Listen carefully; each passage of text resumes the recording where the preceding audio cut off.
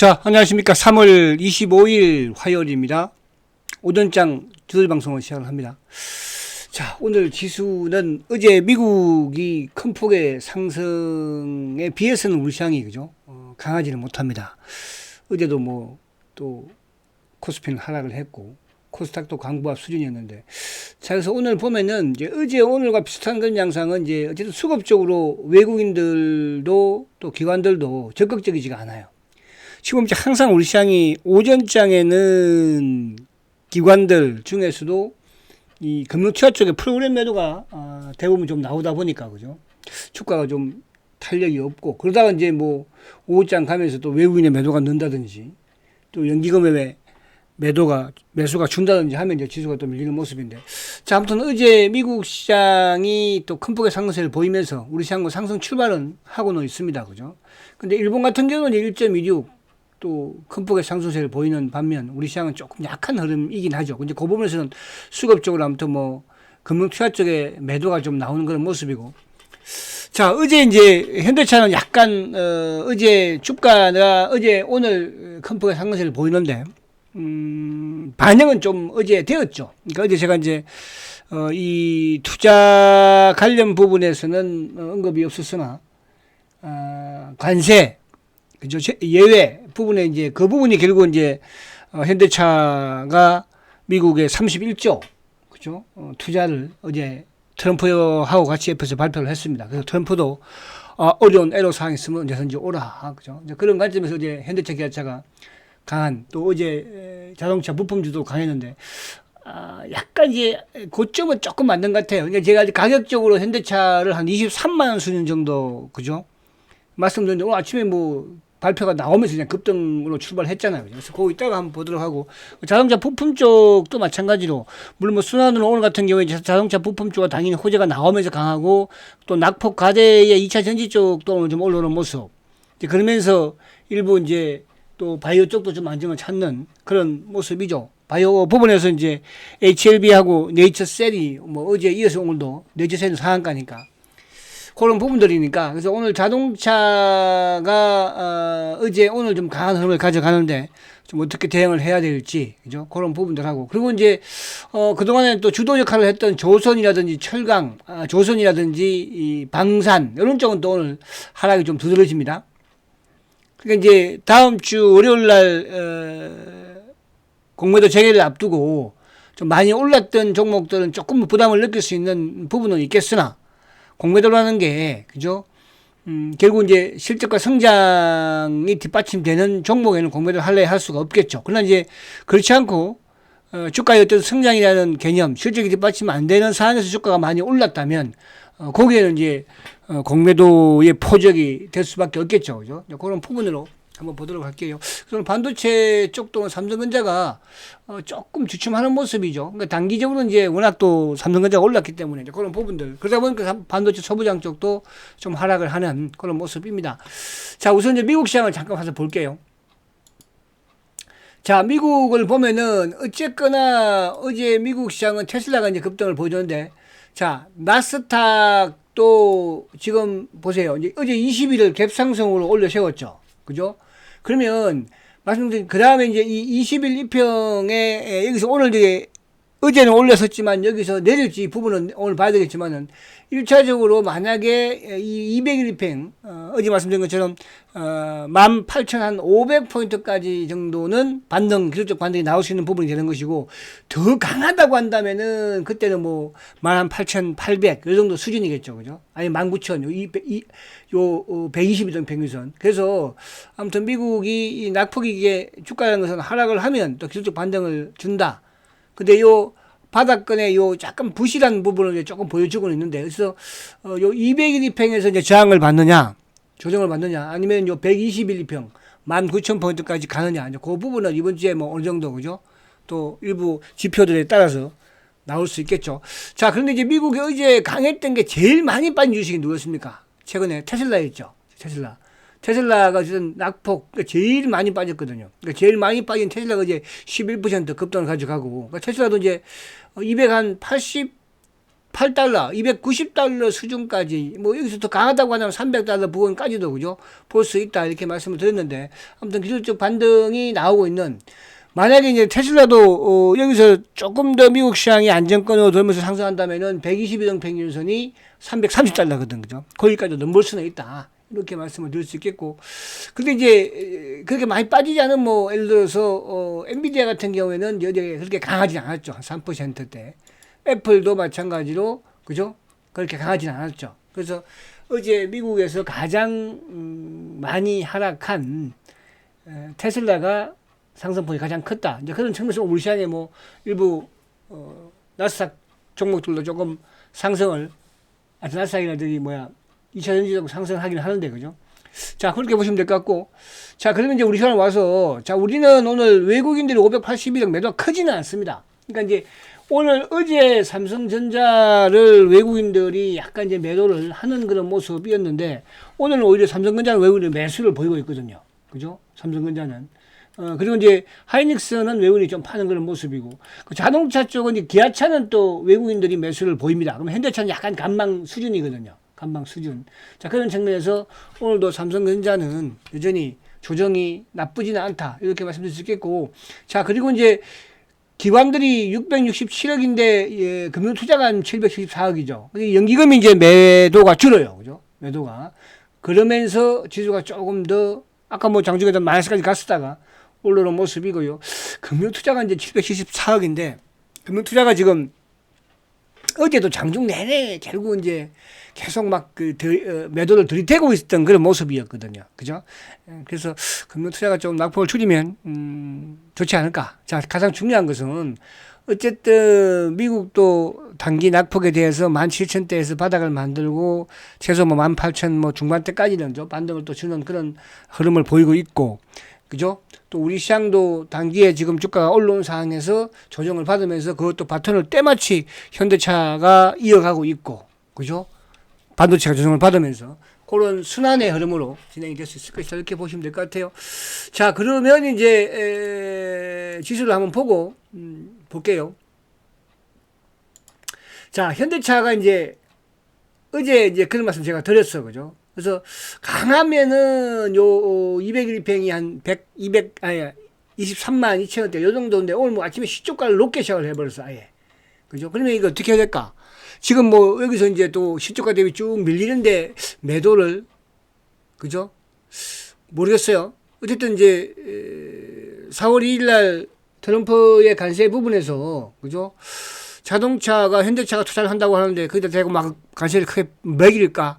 국가별로 하고 품목별로 한다고 하는데, 그래서 요 상태 매도는 뭐 좀 아침에 만약에 시초가를 23만 원대 그 시초가 부분에서는, 그죠? 당연히 뭐 일부 물량을 줄이는 게 맞다 판단할 수 있겠지만 지금 이제 거의 다 뭐 2%까지 내려와 버렸잖아. 이 상태에서 매도할 필요는 없지 않을까, 그죠? 그러나 여기서 주도주 역할로 가기에는 좀 부담스럽다, 이렇게 말씀을 드립니다. 그래서 비중을 여기서 늘리거나 그러서는 안 된다는 뜻이죠. 저 0027 기아차에서 마찬가지로. 기아차도 마찬가지죠. 기아차도 제가 10만 원대 중반, 한 10만 5천 원까지 정도. 근데 뭐, 이것도 아침에 높게 시작을 해서 좀 밀리는 모습이잖아요. 그죠?